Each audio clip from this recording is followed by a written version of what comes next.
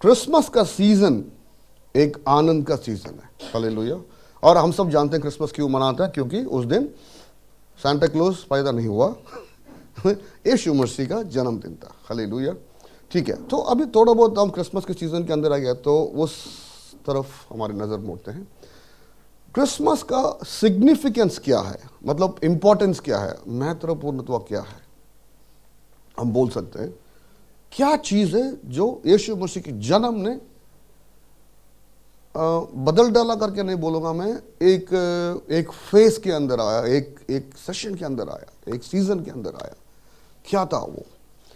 हम सब क्या बोलते हैं, यीशु मसीह पैदा हुआ ताकि हम सब उद्धार पा सकते हैं, है ना, salvation. People say Christmas made salvation possible for everybody, especially in the New Testament. Whoever believes in Jesus, confesses his name, Romans 10:9-10, he will have eternal life. जो कोई भी यीशु मसीह को विश्वास करके उनके नाम को बोलेगा, मतलब हृदय में विश्वास करके मुंह में अंगीकार करेगा, वो उद्धार पाएगा।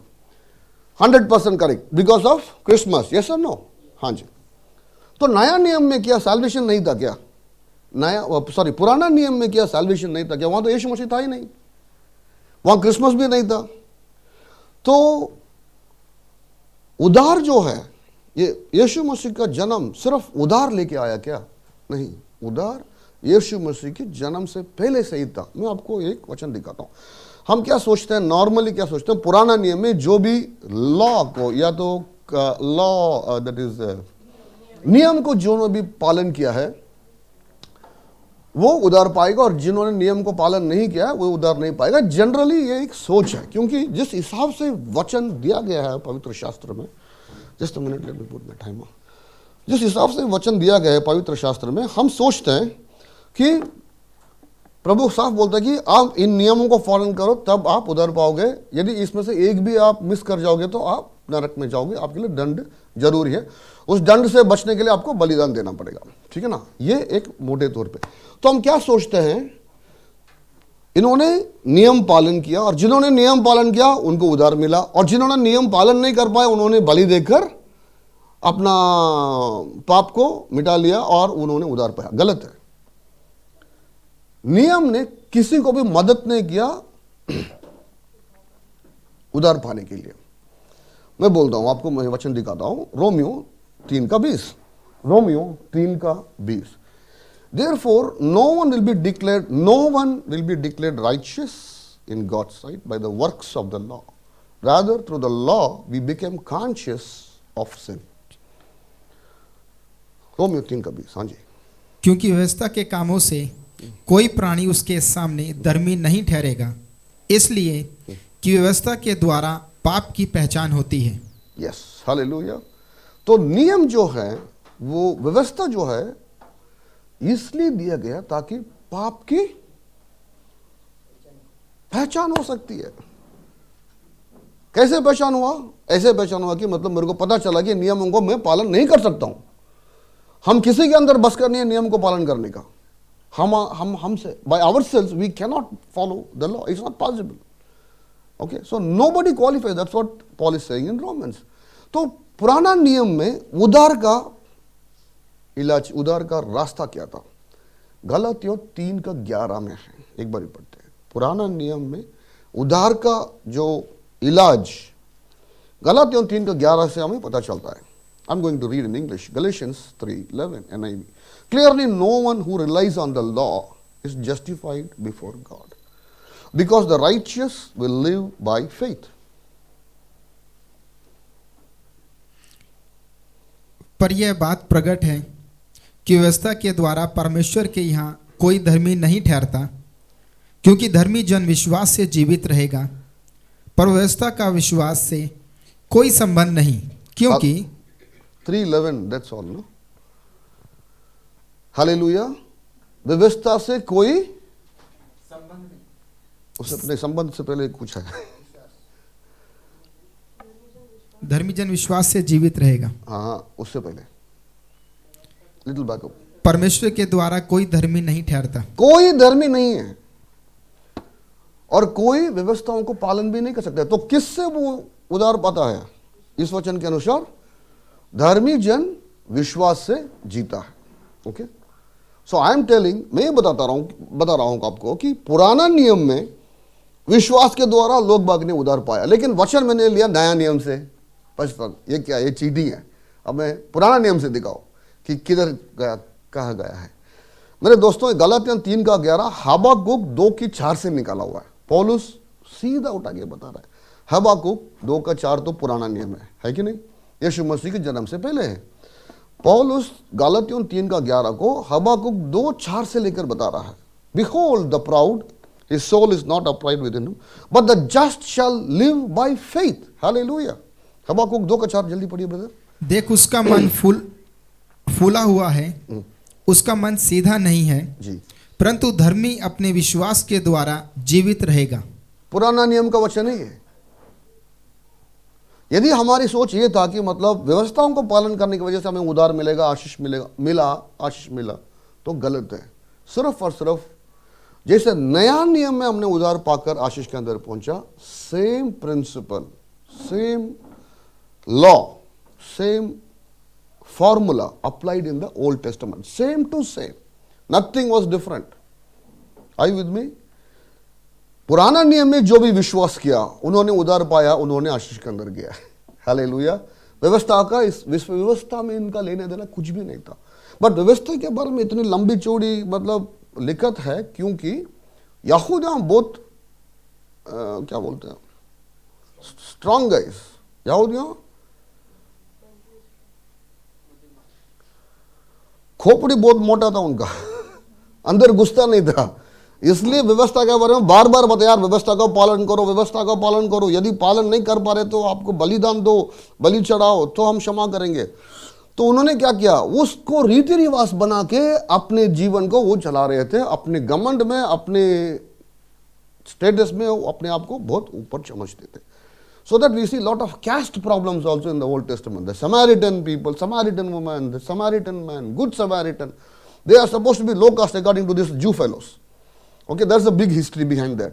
So every kind of nonsense, आज की सोसाइटी में जो भी हम देखते हैं सारे गड़बड़ियां शैतानी उन दिनों में पुराना नियम में यहूदियों के बीच में था, जिन्होंने भी ये समझा कि भाया ये व्यवस्था हमें इसलिए दिया गया कि हमें पता चले कि ये हमारा बस का नहीं है, बस प्रभु के चरणों में जाके सरेंडर होना ही इलाज है करके। जिन्होंने भी वो समझ गया उन्होंने क्या किया, परमेश्वर के सम्मुख में जाके सरेंडर हुआ अपने आप को। इसको हम विश्वास बोलते हैं। जैसे उन्होंने प्रभु के सम्मुख में जाकर सरेंडर हुआ, प्रभु ने उनको उठाया। आमीन। हम एबल से देखते हैं इसको। From able we see this. हिब्राइयों 11:4। I am saying that in the Old Testament salvation was very much available to everybody by way of faith, just like how it is in the New Testament. So the birth of Jesus did not bring in salvation. Salvation is there already from the Old Testament. So to prove the point, I'm giving you a few verses. So in the Old Testament, people were saved by faith. Hebrews 11:4 talks about Abel. We're starting from Abel. Don't worry, I won't be covering all the saints, just a few landmark characters we will cover. Hebrews 11:4. By faith Abel brought a better offering than Cain did.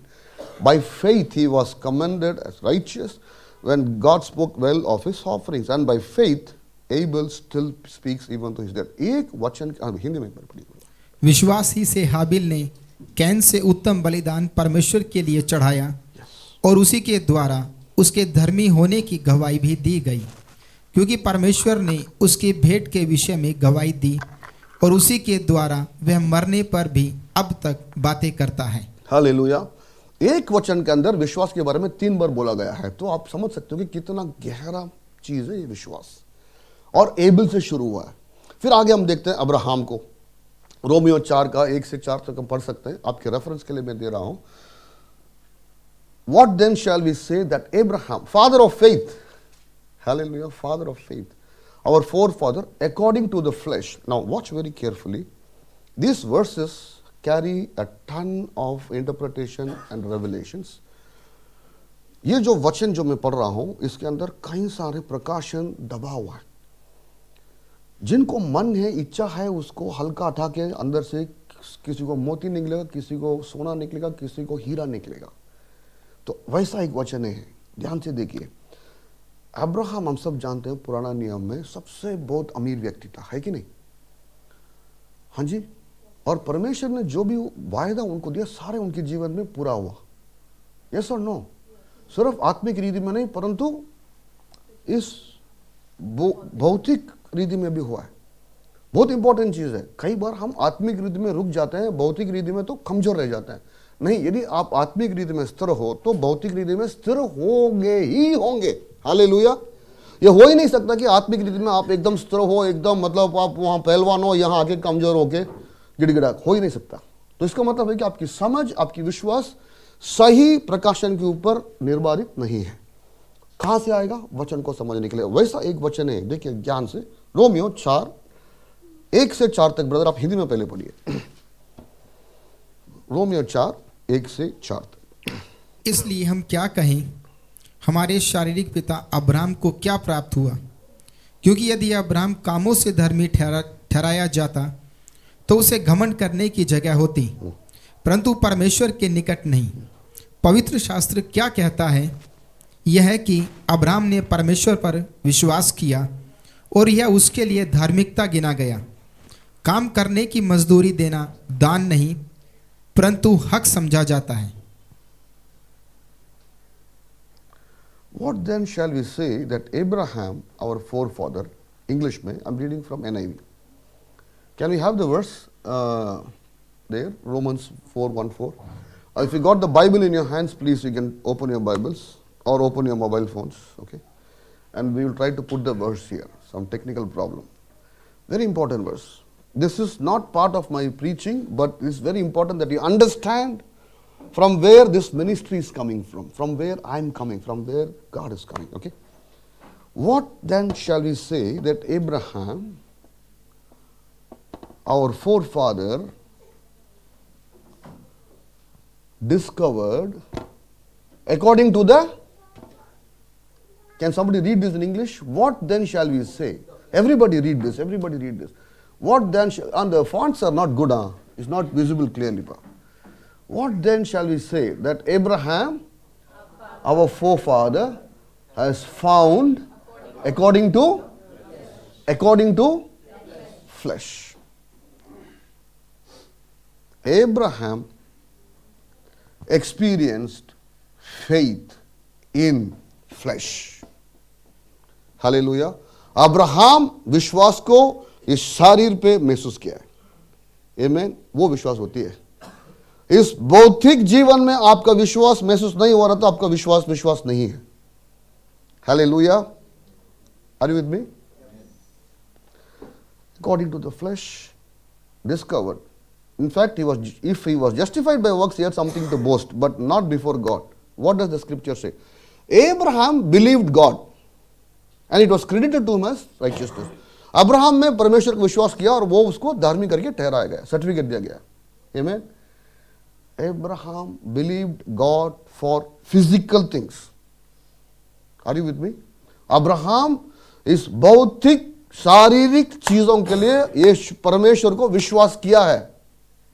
इसलिए आपकी इस practical life में आपकी शारीरिक जरूरतों के लिए या धन की जरूरतों के लिए, भौतिक जरूरतों के लिए प्रभु का विश्वास करना नंबर 1 स्टेप है। हालेलुया। देश के लिए प्रार्थना कर रहे हैं, परिवार के लिए प्रार्थना कर रहे हैं, वो तो दूसरी स्टेप है मेरे जान। जब तक आपकी जीवन में आपकी विश्वास असर होकर, चमत्कार होकर, आपके अंदर वो विश्वास दृढ़ होकर आप खड़े नहीं हो सकते, दूसरों के लिए प्रार्थना मत करो। You can sell on A leaking boat, plug your leaks first. हाँ, एक लीक होता हुआ नाव में हम रवाना नहीं कर सकते, डूब जाएंगे। पहले अपना होल को बंद करो। कैसे कर सकते हैं? By believing God in flesh. Hallelujah. That's the beauty. That's the beauty of faith. Faith is flesh to do with flesh. Okay, so Abraham ने क्या किया शारीरिक पूर्व में? Let's go. There are 2 more verses that read along with this. Genesis 15:5. Genesis 15:5 में Abraham परेशान होकर बैठा है, मेरा बच्चा नहीं है, मेरे सारे धन दौलत मेरा नौकर के पास जाने वाला, क्या करूं? तो परमेश्वर बोलता है तुम्हारे डेरे से बाहर निकल थोड़ा और ऊपर देख, नजर उठा। कई लोग ने कई तरह का प्रचार किया इसमें कि पहले आपके डेरे से बाहर निकलो, हाँ, नजर को ऊपर करो, वो सारी चीज पुराना चीज है, मैं आपको नया चीज बता रहा हूँ। ओके, बाहर देखो, now look towards heaven and tell the stars if you are able to number them, so shall your seed B.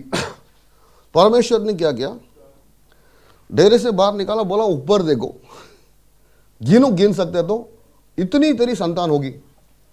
लेकिन अब्राहम के समय में कितना बेटा था उसके पास? हाँ जी, नहीं, उसके लाइफ टाइम में कितना बेटा हुआ उसको? 2 हुआ। हाँ जी, हाँ जी,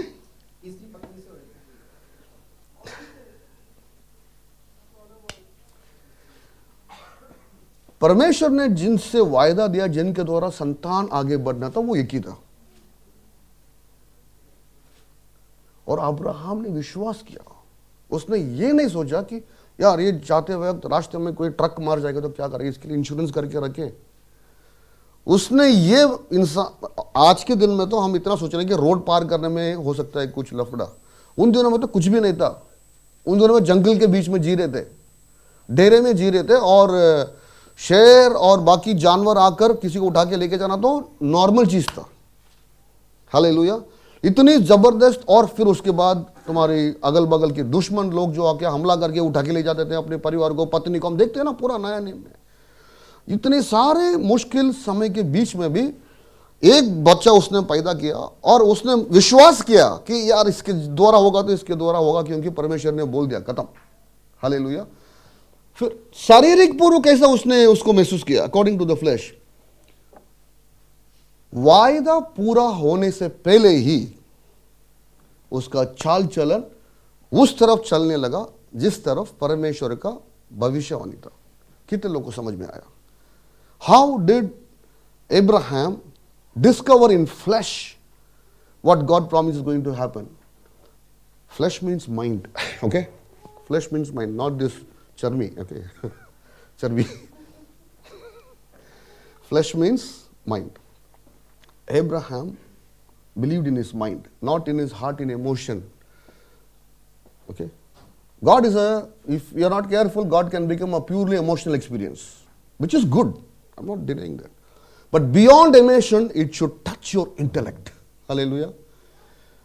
परमेश्वर का वो अनुभव, भावना के अनुभव बनना बहुत आसान है।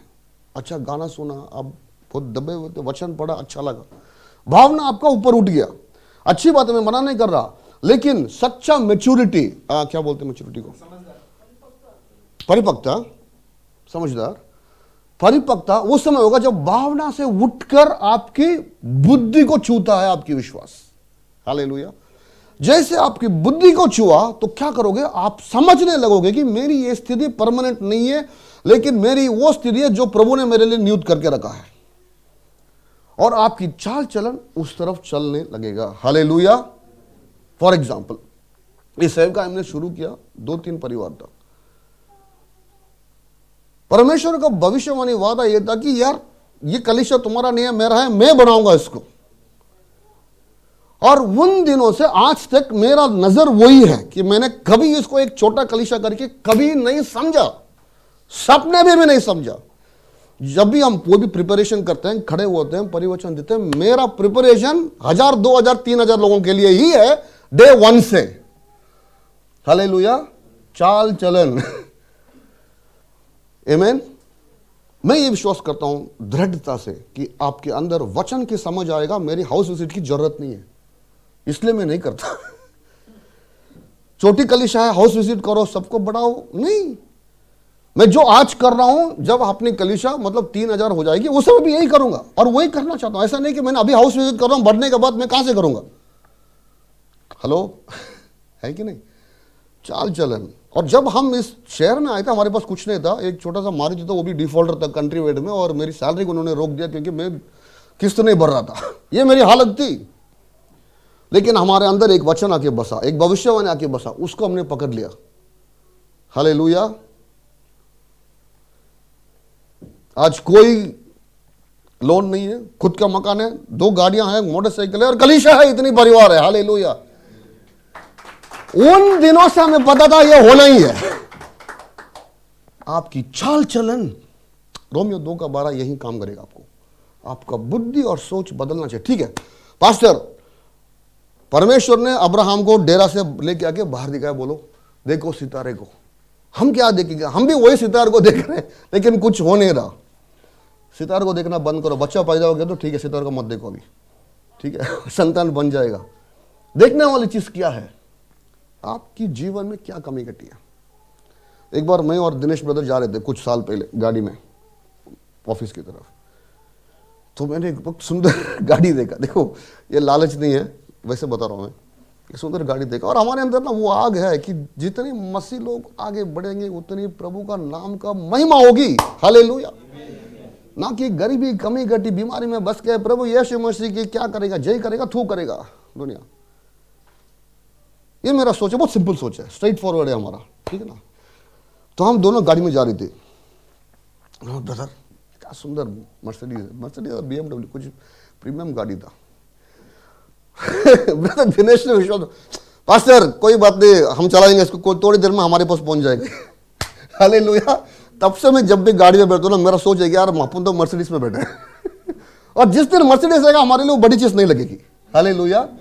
क्योंकि देने वाले चीज के ऊपर नहीं, देने वाले परमेश्वर के ऊपर हमारी नजर है। पूरा करना उसका फर्ज है, हमारा थोड़ी ना है। हमें आराम करना है जीवन में। अब्राहम ने वही किया, इन फ्लैश बाय फेथ। हालेलुया। शरीर में विश्वास के द्वारा। आपकी विश्वास आपकी चाल चलन में, आपकी शरीर में, आपकी सोच में महसूस होना चाहिए, नहीं तो विश्वास है ही नहीं। आमीन। वो एक बार आपके अंदर आ जाएगा ना, फिर हम सब मिशनरीज बन जाएंगे। किसी को बोलने का जरूरत नहीं है कि आप ईच वन कैच वन, ना, not required, you will catch yourself. एक बार अपने प्रभु का उस मीठापन को जीवन में चूस लिया ना, कोई आके आपको बोलने का जरूरत नहीं पड़ेगा कि मतलब भाई यीशु मसीह के बारे में जाके बताओ, ये आपका फर्ज है। नहीं, आपके अंदर से उबल के आएगा वो। Hallelujah. Are you with me? So that's what Abraham did. So let's quickly go to Romans 4:18, Romeo 4:18।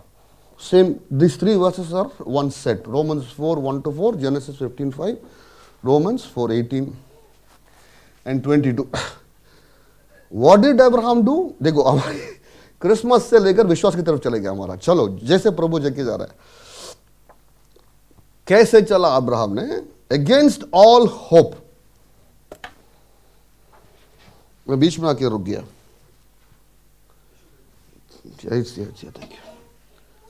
Against all hope.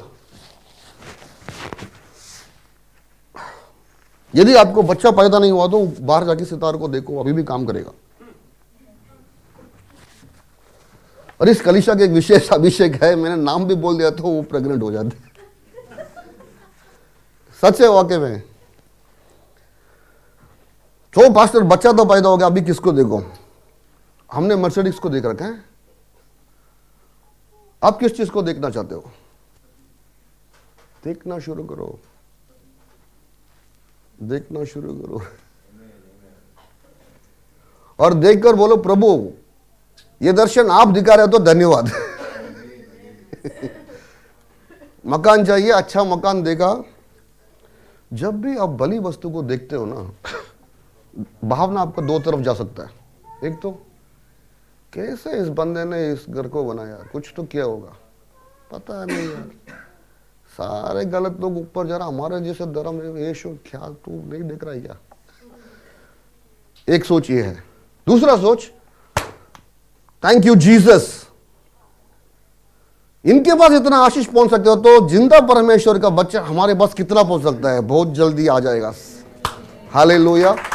यहोवा की आशीष ही धन लेके आता है, उसके साथ वो दुख नहीं जोड़ता है। हालेलुया। Against all hope. आपका विश्वास वैसे होना चाहिए जो आप उस चीज को इच्छा करोगे जो संभव ही नहीं है। हालेलुया। मैं यहां जिंदा खड़ा होना संभव ही नहीं है। कब का मैं गाड़ी के अंदर जाके मर जाता, बच्चे में भी मर जाता, मैं बच्चेदानी में मर जाता। मैंने कई बार मेरे साथ हुआ है ये। प्रभु का इच्छा है। आगे चलते हैं। विश्वास क्या करेगा? आपको मरण का भय को निकाल के बाहर फेंक देगा। वो बात की बात है, मैं बता रहा हूं आपको। विश्वास उन चीजों के लिए करो जो संभव ही नहीं है, और आपकी चाल चलन उस तरफ होना चाहिए और उसमें बने रहना है। वो मेन है। Romeo 4:18, against all hope Abraham in hope believed and so became the father of many nations, just as it had been said to him, so shall your offspring be. That is 22, that is why it is credited to him as righteousness. Romeo 4:18 और 22 पढ़िए brother. उसने निराशा में भी आशा रखकर विश्वास किया, इसलिए कि उस वचन के अनुसार कि तेरा विश्वास ऐसा होगा, वह बहुत सी जातियों का पिता हुआ। इस कारण यह उसके लिए धार्मिकता गिना गया। Hallelujah. Amen. This is the chapter of Abraham. We are going to David now. How many enjoyed the chapter of Abraham? Abraham enjoyed salvation, enjoyed abundant blessing, and at that time there was no law. उस समय तो व्यवस्था था भी नहीं, तो कैसे उसी चीज को इस्तेमाल करके जो हम आज के दिन इस्तेमाल करना चाहिए, यदि कर रहे हैं तो और बहुत आगे से कीजिएगा विश्वास। आमीन। अभी चलते हैं हम दाऊद की तरफ। अब्राहम का मजा आया चैप्टर, क्यों ना एक ताली बजाए।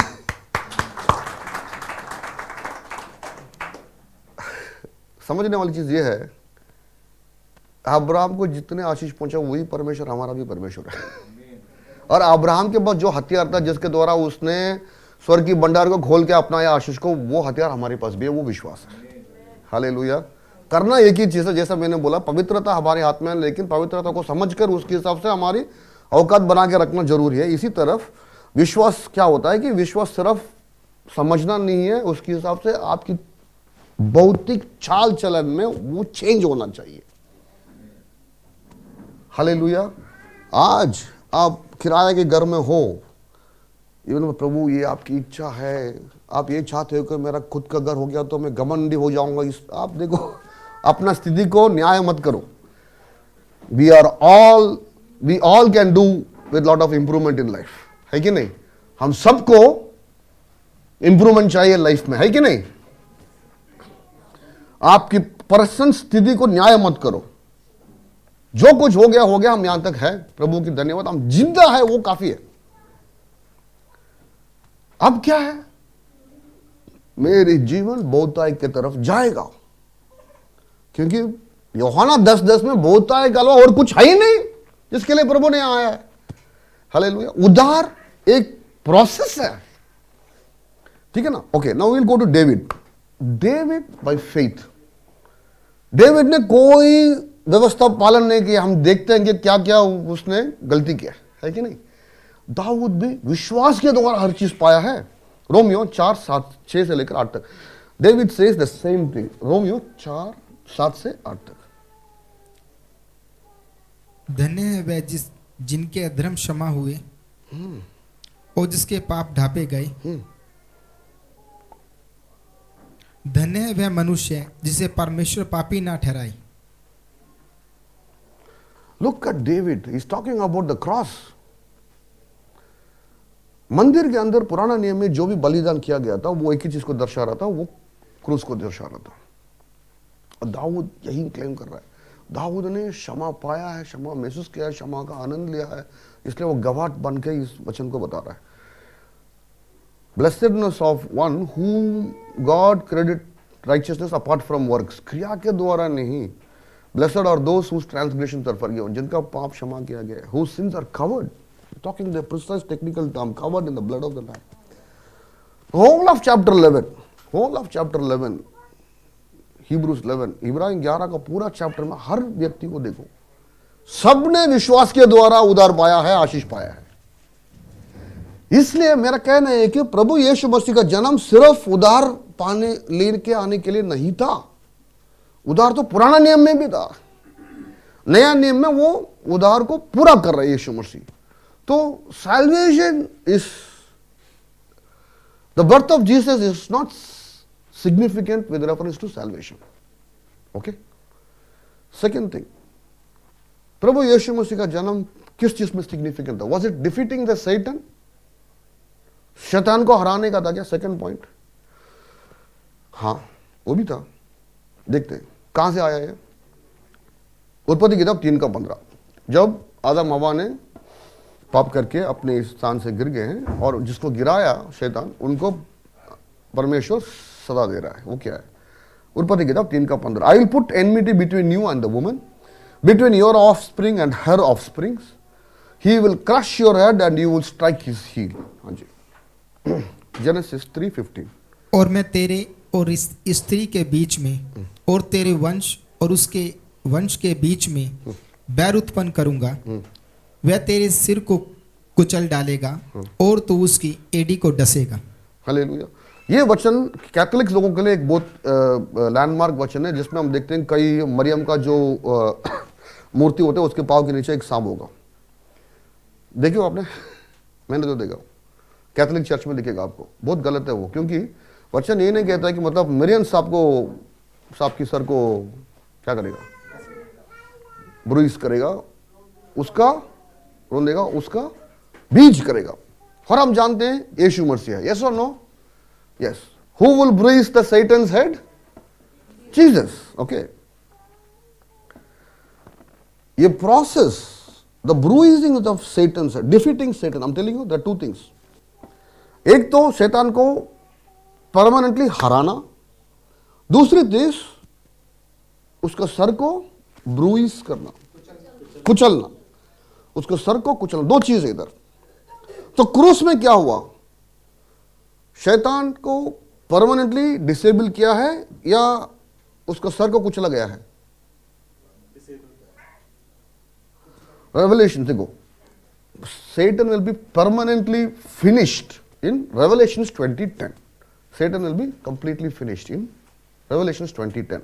And the devil who deceived them was thrown into the lake of the burning sulfur, where the beast and the false prophets had been thrown. They will be tormented day and night forever. Okay? प्रकाशन की किताब 20:10 brother. उनका भरमाने वाला शैतान आग और गंधक की उस झील में, हाँ, जिसमें वह पशु हाँ, और झूठा भविष्यवक्ता भी होगा, हाँ, डाल दिया जाएगा जी। और वे रात के दिन युगान युग पीड़ा में तड़पते रहेंगे। This is the end of devil. ये शैतान का अंतिम finish chapter. Okay, chapter close. Revelations 20:10। तो क्रूस में क्या हुआ? कोलोशन 2:15। क्रूस में क्या हुआ? कोलोशन 2:15। जरा ध्यान से देने, हम एक प्रोसेस में चल रहे हैं अभी तक, ठीक है ना?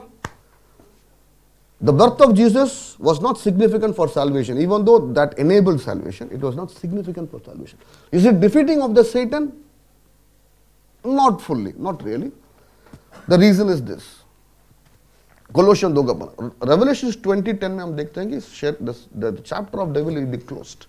But in Colossians 2:15 we see what happened on the cross. Yes, please. और उसने प्रधानताओं और अधिकारों को ऊपर से उतार कर उनका खुल्लम खुला तमाशा बनाया और क्रूस के द्वारा उन पर जय जयकार की ध्वनि सुनाई। Hallelujah. And having disarmed the powers and authorities, Jesus disarmed the powers and authorities and made a public spectacle, triumphing over them by cross. Hebrews 2:14 and 15, brother, quickly. Hebrews 2:14 and 15. जरा closely मेरे को follow कीजिएगा. It's very important that you understand what's happened on the cross and what is happening in Revelations 20:10. In the cross, Jesus is disarming the powers. शैतान का सारे शक्ति सामर्थ को उन्होंने अपनी तरफ खींच लिया है। उनको मारा नहीं है, वो मारा जाएगा प्रकाशन की पुस्तक में। हाँ जी, अभी हिब्रायन 2:14 और 15 इसको और अच्छी तरीके से हमें दर्शाएगा। हाँ जी। इसलिए जबकि लड़के मांस और लहू के भागी हैं, तो वह आप भी उनके समान उनका सहभागी हो गया, ताकि मृत्यु के द्वारा उसे, जिसे मृत्यु की शक्ति मिली थी, अर्थात शैतान को निकम्मा कर दे। हालेलुया। और जितने मृत्यु के भय के मारे जीवन का दास्तव में फंसे थे, उन्हें छुड़ा ले। जो भी मृत्यु का भय मार के जीवन का दास्तव में फंसे थे, उनको छुड़ा ले। All those who are fear of death were delivered by God. Hallelujah. Because today you die only physically. You go on to live with God the Father. You may even see your mother-in-law, father-in-law also there. That's a different story. Okay. But there are no relations in heaven. Okay, according to the word of God. We have no fear of death. Hello? Are you serious? That's what God is saying. What did Jesus say? Jesus triumphed over death. People who preach immortality claim this verse.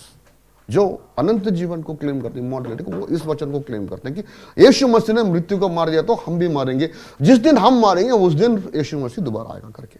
Different subject all together. But मैं ये बताना चाहता हूं आपको, क्रूस में शैतान को मारा नहीं गया, क्रूस में शैतान की सारी शक्तियों को छीना गया और उनकी दास्तों में रहने वाले हम सबको आजादी दिया गया। So between cross and revelation 20:10 what is happening? अच्छी चीज है ना ये। क्रूस में तो उसका पावर छीना गया, उसका अंतिम मौत होगा प्रकाशन वाक्य में 20:10 में। बीच में कहानी हम हैं और यहां क्या हो रहा है, शैतान का हालत क्या है? हालेलुया। इंटरेस्टिंग हो रहा है सब्जेक्ट, समझे मेरी बात को? शैतान मर गया क्या? नहीं।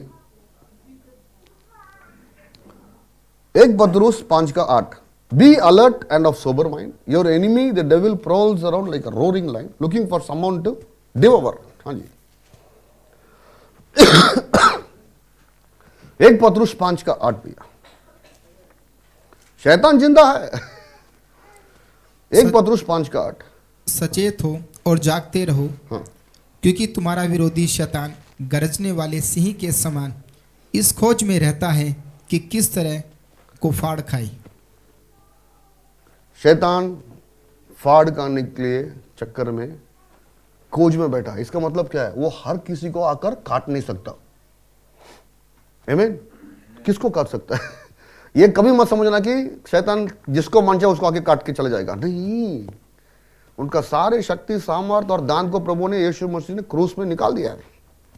लेकिन वो अभी जिंदा है और बंदा नकराबाजी है। यदि उसी समय जब स्वर्ग में था वो नरक में गिर गया ना लड़ाई करके, क्यों? उसके अंदर घमंड आ गया था ना कि यार हम भी कर सकते हैं ये चीज। कई बार अभी बात है, पास्टर क्या कर रहा है, हम भी इससे अच्छा कर सकते हैं। वो शैतानी सोच है, ठीक है? वो कभी मत सोचना। बीच बीच में हम लाइन गुस्सा देते हैं, ठीक है?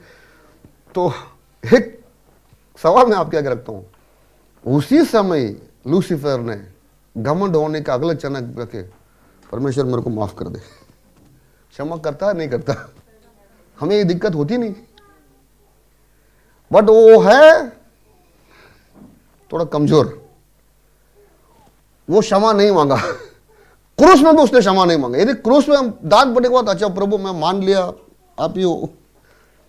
हम गदरियंस में देखते हैं ना, जब यीशु मसीह वो नाव में उस तालाब को पार करके गया और एक व्यक्ति जिसके अंदर 1000 लेगियोन शैतान था, सेना था, जब यीशु मसीह ने गया तो उन्होंने क्या निवेदन किया उनसे? यीशु मसीह को क्या बोला उन्होंने? एग्जैक्टली हे, उन्होंने यीशु मसीह अपना विजिटिंग कार्ड भी नहीं दिया। वो आते ही उस इलाका के अंदर वो गिड़गिड़ा के बोलते, हे परमेश्वर का पुत्र, अपने समय से पहले आके हमें क्यों तंग कर रहे हो?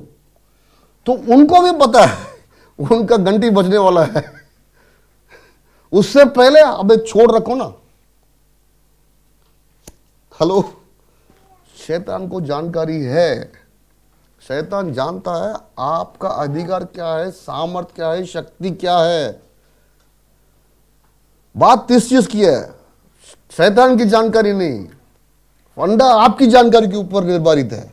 क्या आप जानते हो क्या? जैसे वो जानेगा आपने जान लिया, वो अपने आप चुपचाप भाग जाएगा। कभी कभी आके नकरा करेगा, वो अलग बात है। हमें करना क्या है? हमेशा हमारे भाई दिनेश भी प्रार्थना करता है कि शैतान को हमारे पैर के नीचे कुचलते। आमीन।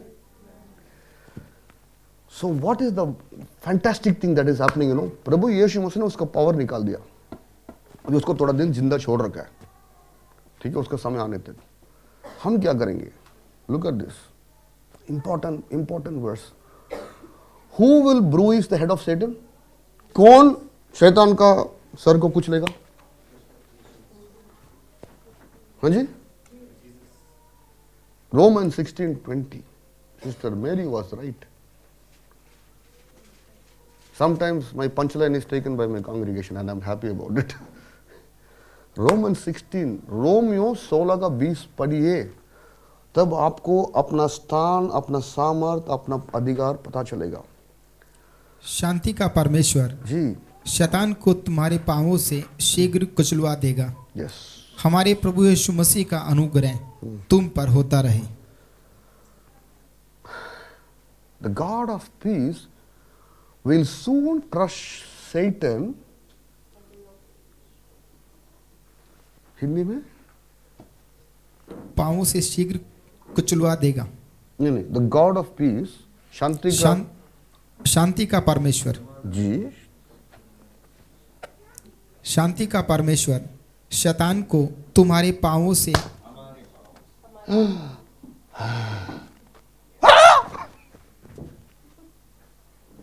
पास्टर मैंने जूता भी बाहर निकल के आ गया, कहां से वो मेरे को काट देगा पैर में।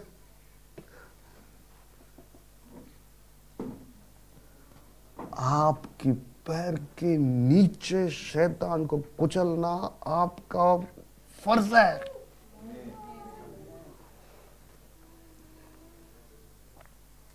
आमीन। दाऊद ने एक गोलियत को मारा, हम रोज गोलियत को मार सकते हैं। मूसा ने एक लाल समुद्र को फाड़ा, हम रोज फाड़ सकते हैं लाल समुद्र को, क्योंकि जो ताकत दाऊद के अंदर था, जो ताकत मूसा के अंदर था, वो सब मिलजुला के हमारे अंदर पूरी कंप्लीट पैकेज में है अभी। हालेलुया। हमारा रोज का काम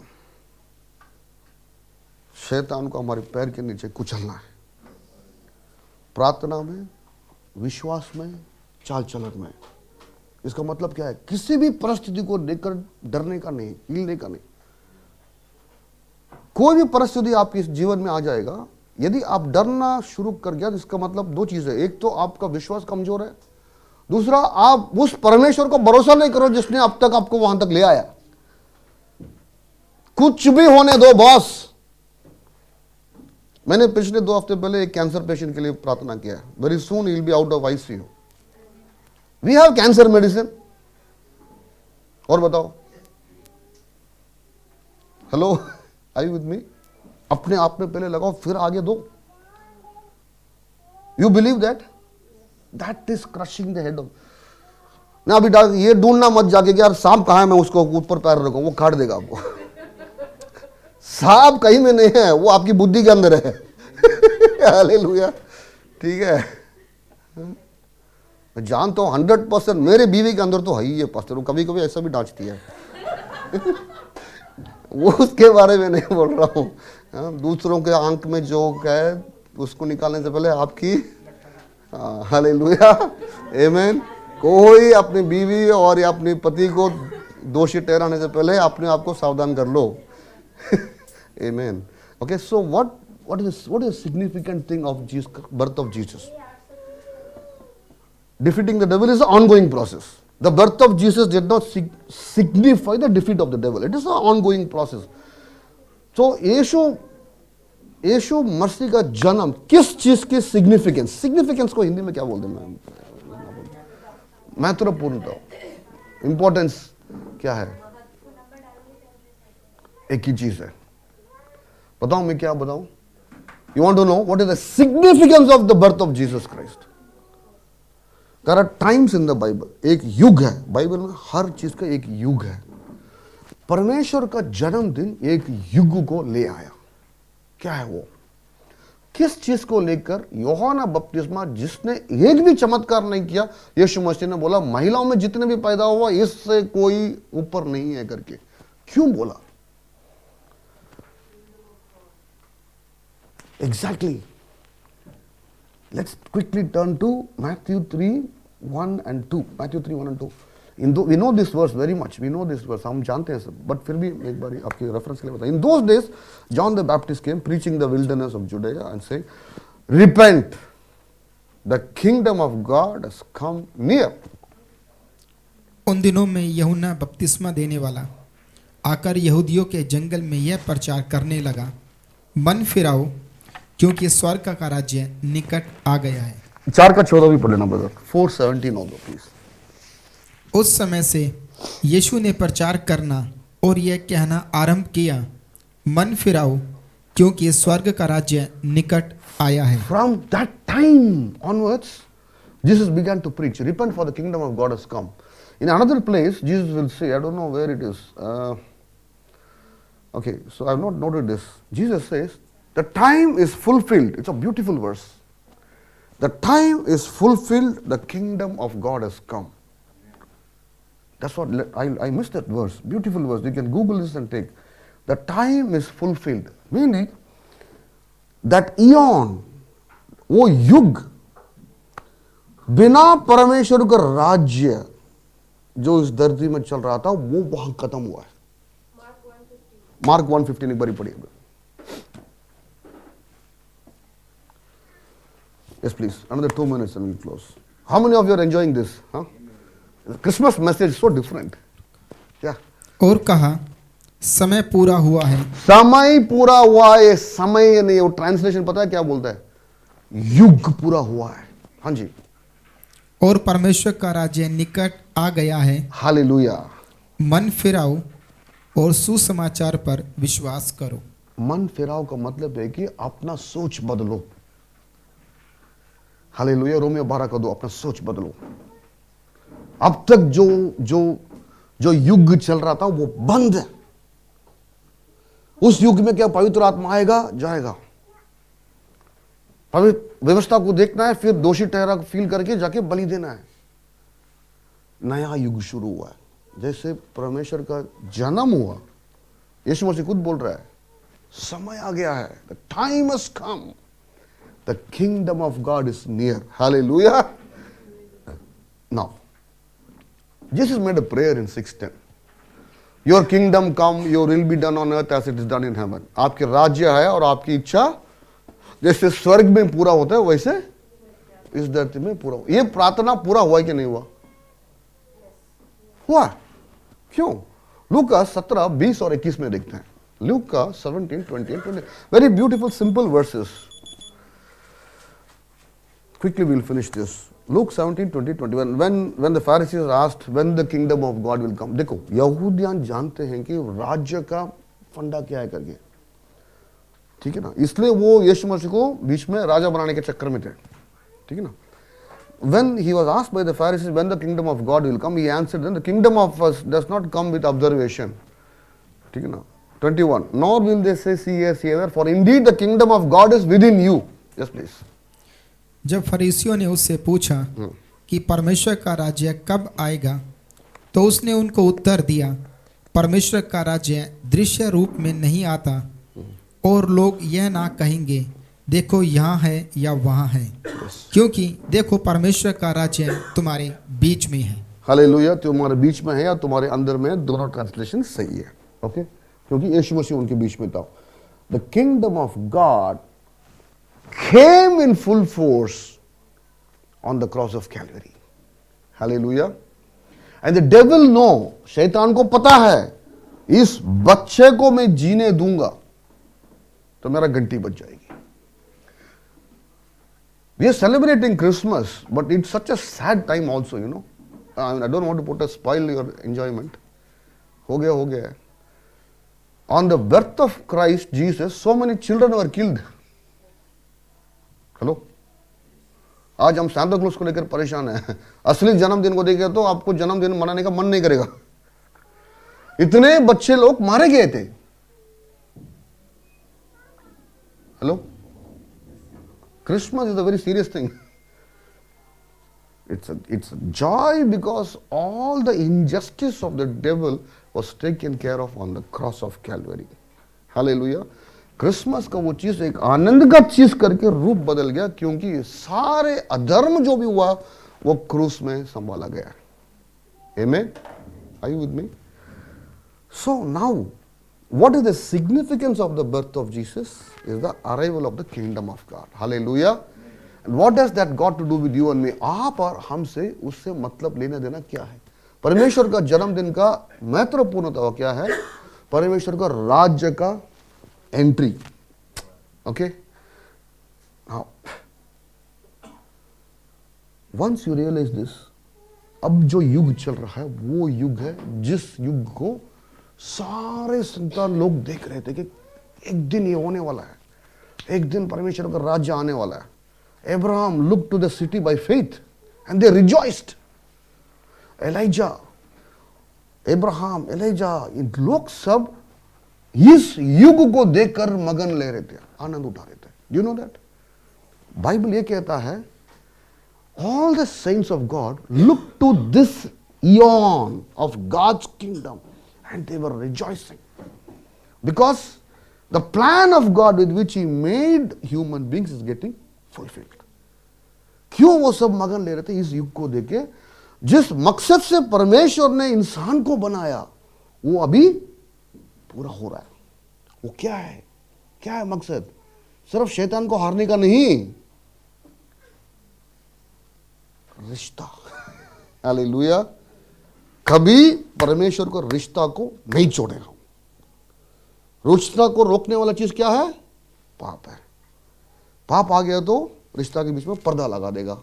यीशु मसीह ने क्रूस में उस पर्दा को फाड़ा है। हालेलुया। ताकि अनंत जीवन के लिए आप उनके समूह में जाके उनका रिश्ता का आनंद ले सकते हैं। आमीन। God created man and woman for having a relationship with them.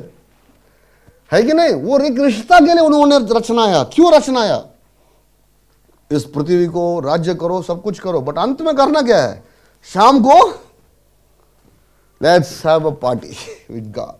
Okay, that was the thing. But the devil came and mixed up everything. अभी हमें करना क्या है? एक like a responsible citizen of the kingdom of God, we all have been given power. Yes or no? मैंने क्या बोला? क्रूस में प्रभु ने, परमेश्वर ने शैतान का सारे शक्ति को छीन लिया और शैतान का सर को कुचलने, हमारी पैर के नीचे कुचलने के लिए उन्होंने हमें अधिकार दे दिया। Are you with me? Quickly. Acts 1:8. Okay? You will receive power when the Holy Spirit comes on you. For your reference, you know, you don't have to read it. Now go quickly to, there are two verses I want you to read together and with this we'll close. पवित्र आत्मा आकर आपको सामर्थ्य और शक्ति दे दिया। पवित्र आत्मा का दूसरा नाम शक्ति है। हेलो? तो हमारे अंदर हर एक के अंदर शक्ति है, पवित्र आत्मा है, तो क्या बोल सकते हैं? हाँ जी, पवित्र आत्मा शक्ति है,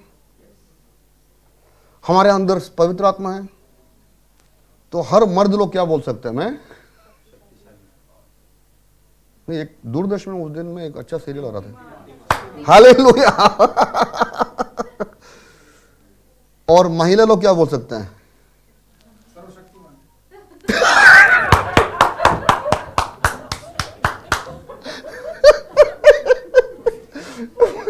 मोर देन कॉन्करर्स। कमाना हमें है, हिस्सा रखना उनका। Let's give a clap to Pradeep. Yeah, really enjoyed. Really enjoyed. Yeah. So Matthew 28:18. Let's quickly go there. Matthew 28:18. Jesus came to them and said, this is the closing of Jesus before he's taken away. No? Jesus came to them and said, all authority in heaven and on earth has been given to me. Matthew 28 का 28 का 18। यीशु ने उनके पास आकर कहा, स्वर्ग और पृथ्वी का सारा अधिकार मुझे दिया गया है। Luke 10:19. Read this together. It's a parallel verse.